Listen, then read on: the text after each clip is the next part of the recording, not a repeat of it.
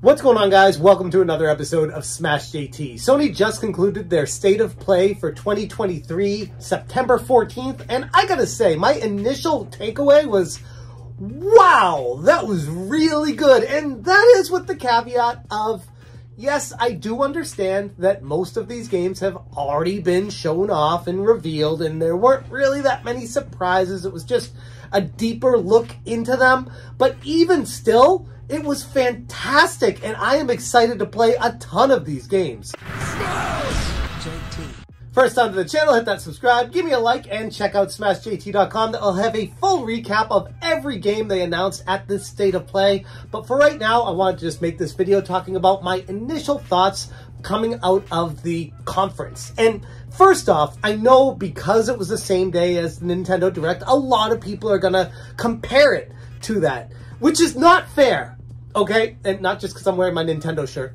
It's not fair to compare this event to the Nintendo Direct because the Nintendo Direct was obviously the swan song to the Nintendo Switch. And it was not really that much effort put into it because I think those in the know that Nintendo is hard at work on the Nintendo Switch 2 right now and can't talk about anything going on behind the scenes, behind closed doors, in regards to that or the games that are coming out for it. So because of that, I feel like the Nintendo Direct today genuinely suffered. Was it horrible? It wasn't horrible, but it wasn't great. And if you missed that, check out my recap of that. I'll put a link on top of me here now. But regards to this State of Play, it really blew me away.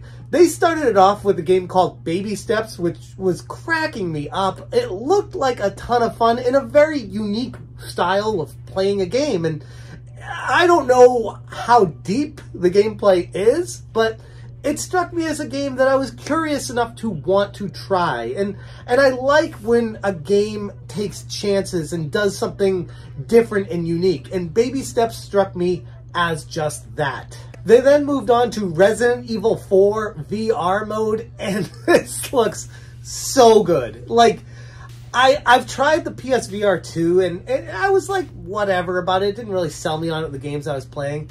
This looks like a PSVR 2 system seller, if I'd ever seen one. It looks genuinely great, especially with what many consider the greatest Resident Evil game ever made, Resident Evil 4, which, yes, I know Capcom has played this one out to death. There's almost as many of these versions as there are Skyrims, but still, the game deserves it. It should be everywhere because it's that good. And with a new VR mode added to it and additional DLC that's actually going to be added on for free with new story parts to it, it looks like a great experience and something to definitely be excited about. And speaking of VR, Ghostbusters VR caught my eye as another really fun, unique virtual reality experience that does what you're supposed to do with VR. Make you feel like you're in a different world, take you away, interact with the environments, and just genuinely have an out-of-body experience while playing it. There's a ton of potential for a good time in this game, and not just a pick up and play once type game. It looks like a game that I would genuinely play a lot. The Avatar game looks actually like a lot of fun. It's not a game that I typically would care about, but Ubisoft is definitely pouring in their heart and soul into trying to make this game be a surreal experience for the player. And overall, it looks like it has a ton of different game modes between first person and riding on the creatures and trying to take down the enemies and the invaders taking over. It looks like a lot of fun, kind of reminiscent of Titanfall meeting Halo in an Avatar game. It's not one that I would have expected to be as fun looking as it is, but color be shocked, it looks like a good time. They also talked about Helldivers 2, and they showed off 3 new colors of PlayStation 5 consoles and controllers, which were cool. But then they moved on to Spider-Man 2, and yes, I know everyone's already seen this game, a ton of footage already they've already revealed, and everyone who is excited about it is obviously going to buy it. They're already sold on it. But it was fun to watch even more be revealed here. Obviously a day one purchase for me and a game that I can't wait to getting. But this is just... Spider-Man 2 and Insomniac Studios there's not enough good things you can say about them. And again, I know this is all stuff we already know, and maybe there's going to be people watching us being like, why are you so excited? There's nothing new here. This is all the stuff Sony's talked about.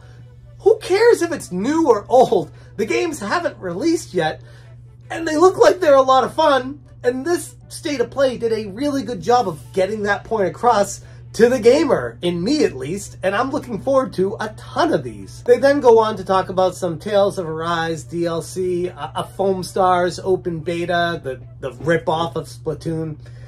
Alright, whatever, cool. But then they end the show with what is one of my favorite games of all time being remade, the Part 2 Final Fantasy VII Rebirth. And holy crap, does this look incredible. Like, I am so excited about Final Fantasy VII Rebirth that I feel like a kid again watching this. Seeing the memories and the nostalgia of what these characters used to look like and what Square is doing to make them brought to the modern era now is just, it's surreal. And Final Fantasy Rebirth really gets that across to the end user as a game that is going to be a generational title. It comes out February 29th, 2024. And just like the first Final Fantasy VII Remake was 2 discs, I'm going to assume it's going to be like a disc for the download data first, and then the other disc for the actual game and additional data on that as well. Not sure how that's going to work, if it's going to be the same way or different, but either way, it's shaping up to be a massive experience, incredible graphics and gameplay. It looks like they are taking some liberties with how the mini games work and things like that, but bringing it to the modern era, something that I'm genuinely excited about and really looking forward to. And that was it. It was a fairly short presentation relative to the Nintendo Direct. I think it was, what, just under 25 minutes, where the Nintendo Direct ran like 35, 40 minutes. But I feel like everything they talked about here was a heavy hitter. Yes, nothing really surprising. Games we already knew about for the most part.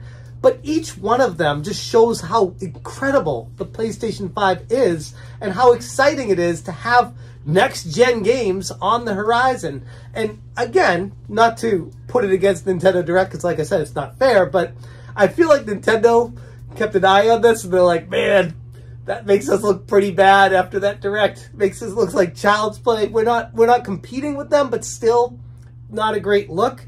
And I'm sure Nintendo is very much so looking forward to showing off the Nintendo Switch 2 so that they can start at least showing games off that can compete on this level with the PlayStation 5, because holy crap, they were incredible. So those are my initial thoughts and takeaways from the State of Play. Was it the greatest show ever? No, but I mean, it was pretty cool. They had really good games that everyone's looking forward to, especially me, and I'd have a hard time trying to find issues with this. Like, I guess you could say, oh, they should have had this or they should have had that, but at the same time, how much time do you have to play these games once they come out? They are full-fledged games, full experiences that take a ton of time. So when they come out, I'm going to savor them. I'm going to enjoy it and have fun with them. And I genuinely enjoyed this conference, the State of Play 2023 September.